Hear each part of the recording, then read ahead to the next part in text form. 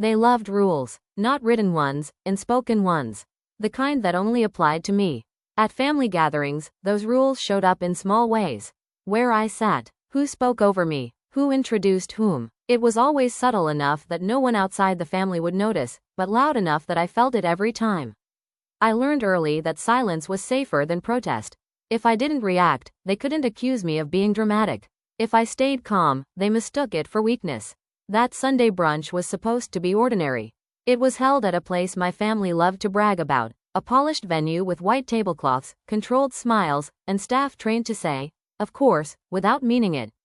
Membership only. That phrase came up often, especially from my sister. She repeated it the way some people repeat prayers. Only members can attend the gala, she said casually between sips of coffee, like it was a fun fact instead of a boundary meant to exclude.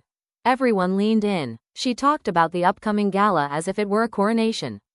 How selective it was. How security was strict. How invitations were verified. How outfits had already been chosen. New ones, of course. Coordinated. Thoughtful. Expensive. The kind of detail people share when they want you to understand you don't belong. I listened. I always listened. My parents nodded along, adding commentary about the venue, the guest list, the prestige. Someone joked about how embarrassing it would be if the wrong person tried to walk in. Laughter followed. I smiled politely, the way you do when the joke is clearly aimed at you but you're not supposed to acknowledge it. No one asked if I was going. No one needed to. They had already decided. What they didn't know, what they couldn't see, was that I had received my own message earlier that week. Quiet, professional, no drama, just a confirmation email with a subject line that didn't sound important unless you knew what it meant. It had asked me to confirm my availability for a keynote. I didn't interrupt brunch to say that. I didn't correct anyone. I didn't change my expression. I let my sister finish her story, let my parents bask in the reflected importance, let the table return to small talk. When someone finally looked at me and asked, "You're quiet today," I answered honestly, "I'm just listening." That seemed to satisfy them. The days leading up to the gala moved quickly. Group messages buzzed with outfit photos, last-minute adjustments, reminders about arrival times. I wasn't included in any of it. That wasn't an oversight, it was intentional. Silence can be a tool when used correctly. On the morning of the event, I received another message. Short, clear, "Please confirm arrival window." I replied with one word. Confirmed. I didn't arrive with my family. I arrived alone. The venue looked exactly like they described. Imposing without being warm, elegant without being welcoming. The kind of place that uses lighting to remind you who belongs. I walked in calmly, dressed simply, carrying nothing but myself. No badge around my neck. No visible proof. That's when I heard it. Raised voices. My sister at the front desk, her tone sharp with authority she didn't actually have. My parents beside her, frustration bubbling over into entitlement. I stayed where I was, just out of view, watching the scene unfold the way you watch a storm approach when you already know how it ends. "I told you," my sister said, loud enough for nearby guests to hear. "Only members can attend. She doesn't belong here." I stepped forward. Silence fell, not because I demanded it, but because recognition does something strange to people who think they're in control. My sister turned first. Her expression shifted from annoyance to confusion to something else she couldn't immediately name. "You can't be here," she said, instinctively. I didn't argue. Security had already noticed. Not because of me, but because of them. Raised voices draw attention in places like this. A manager approached, calm and professional, asking what the issue was. My sister didn't hesitate. "We need to speak to the owner," she said. "This person shouldn't be allowed inside." The words hung there. The manager looked at me, then back at them, then at me again, and smiled. "Ma'am," he said gently, "how would you like us to handle your family's membership?" The color drained from their faces, not all at once, but in stages. Confusion, denial, fear. No one laughed, no one spoke, and for the first time in a very long time, I didn't have to explain myself. The silence didn't break on its own. It cracked. My sister laughed first, not because anything was funny, but because laughter was her shield when control slipped. "This isn't funny," she said, waving a hand like the manager had made a mistake. "We're members. We've been coming here for years." The manager didn't argue. He didn't rush. He simply nodded, the way people do when they already know the answer and are giving you space to realize you don't. "Yes," he said calmly. Your family does hold a membership. My parents straightened instantly, relief flashing across their faces. That was the confirmation they needed. My mother crossed her arms, her posture shifting back into confidence. My father cleared his throat, already preparing to say something authoritative. But the manager continued, and that single word changed the air. Membership privileges don't override event authority. My sister frowned. What does that even mean? He turned to me again. Respectfully, directly. Ma'am, we're ready when you are. I felt my parents' eyes on me then, not dismissive this time, not bored or irritated, but searching. Trying to place me inside a version of reality that made sense to them. I didn't raise my voice. I didn't smile. I'm scheduled to speak, I said. The words didn't land immediately. They floated, unclaimed, like something spoken in the wrong language. My sister shook her head. That's not possible. Speakers are vetted, invited, important. The manager nodded again. Correct. He pulled up a tablet, scrolled once, then angled the screen, not toward me, but toward them. Keynote speaker, he read aloud, slow and clear. Confirmed. Green room access. Full security clearance. My mother leaned forward, squinting at the screen as if it might rearrange itself if she stared long enough. That's not, she stopped. Words failed her in a way I had never seen before. My father tried a different approach. There must be a mix-up. She's family. The manager smiled, but this time there was no warmth in it. Sir, today, she's our guest.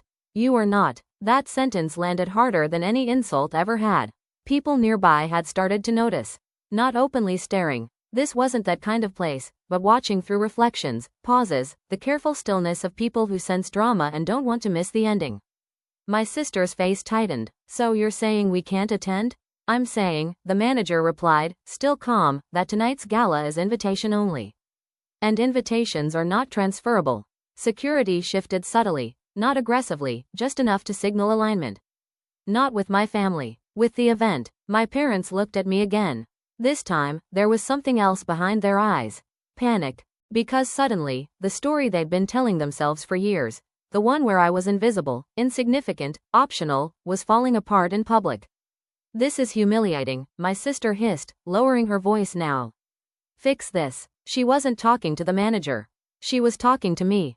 The same command she'd used my entire life. Fix it. Smooth it over. Make it less uncomfortable for them. I didn't move. I'm not here to manage your feelings, I said quietly. I'm here to do my job. That was when my mother finally spoke directly to me. Why didn't you tell us? I met her eyes. You never asked. That hurt more than anything else I could have said.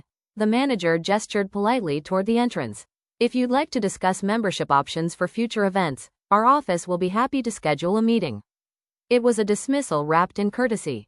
Security opened the door. My family didn't argue anymore. There was nothing left to argue with. Reality had already decided. As they were escorted out, not pushed, not shamed, just removed, I felt something strange settle in my chest.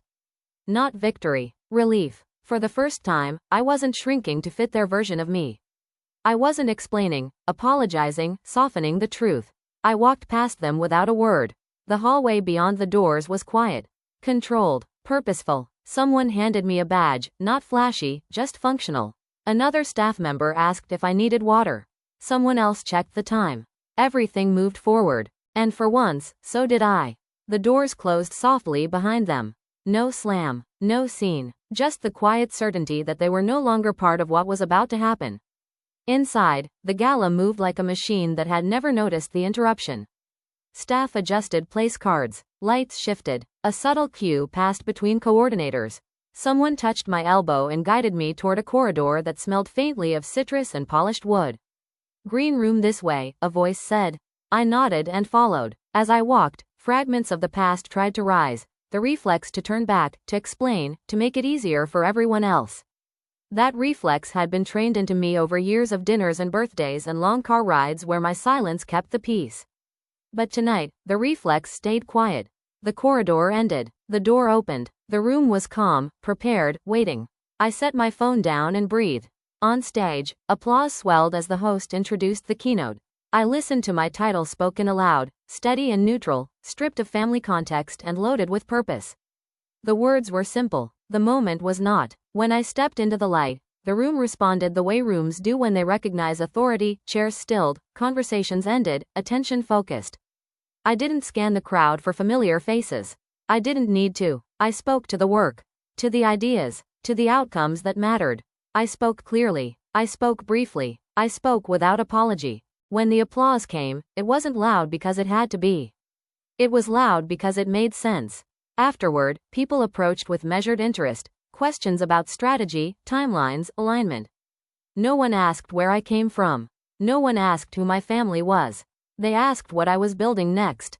In the quiet minutes that followed, a staff member returned my phone. Notifications stacked, but I didn't open them. I already knew what they would say. Shock, confusion, a rush to rewrite history. I stepped back into the corridor. Through the glass at the far end, I could see the entrance where my family had stood not long ago. It looked smaller now, less dramatic, just another doorway. Outside, the night air was cool. A car waited. As I slid into the seat, a message finally broke through, short, careful, trying to sound reasonable. Why didn't you tell us? I watched the city lights move past the window and typed a single sentence. Because you only listened when security was watching. I didn't send anything else. Days passed, then weeks. The story traveled the way stories do, trimmed of emotion, sharpened into facts. Invitations arrived without commentary. Meetings followed. Work moved forward. At a family gathering I chose not to attend, my absence was noticed differently. Not as a problem to be solved, but as a reality to be respected. That change mattered more than any apology that might come later. When we did speak again, it was quieter. Less certain. Boundaries had weight now. Questions came before assumptions. Invitations replaced commands. I didn't correct the past. I didn't demand recognition. I simply stayed where I was, standing, visible, unashamed. And that was the real shift. Not that they were stopped at the door. Not that I took the stage. But that the rules they used to keep me small no longer applied, because I stopped playing by them.